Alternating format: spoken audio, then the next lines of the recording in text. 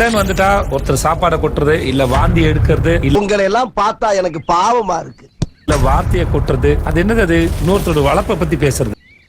இது வரைக்கும் யார் என்னை தொட்டதில்ல. போன மாசம் தானே நான் அடிச்சேன். அது போன மாசம். நான் சொல்றது இந்த மாசம். உங்ககிட்ட கொஞ்ச நாள் கொடுத்தா நல்லா வளர்த்து வெளியே விடுவீங்களா நீங்க அப்படின்னா?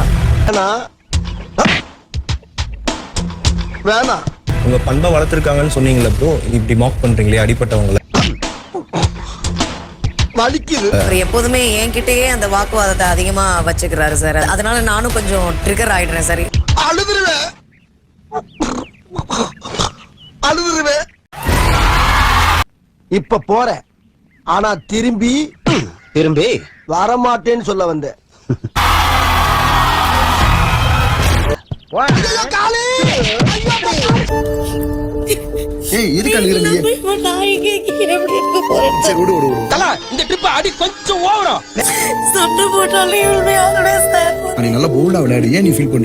எதுக்கு நம்ம 100 அடி அடிக்கும் போது ஒரு அடி தவறி நம்ம மேல விழத்தாண்டா செய்யும். அந்த அடி கால்ல வந்துருச்சு. உங்களுக்கு என்கிட்ட ஏதாவது சொல்றதுக்கு இருக்கா சார்? உங்களுக்கு விஜய் சேதுபதி சாரோட பாடி லாங்குவேஜ் வருது.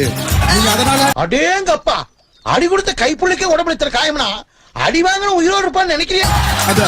சொல்லுங்களா, கிஸ் கேட்டு ஆசை நிறைவேற போகுது. இப்படியே உசுப்பேத்தி உடம்ப ரணகலம் ஆக்கிட்டாங்கடா. ஏண்டா இந்த ஊரு இன்னமுமா நம்மள நம்பிக்கிட்டு இருக்கு? அது அவனுக்கு வீதி.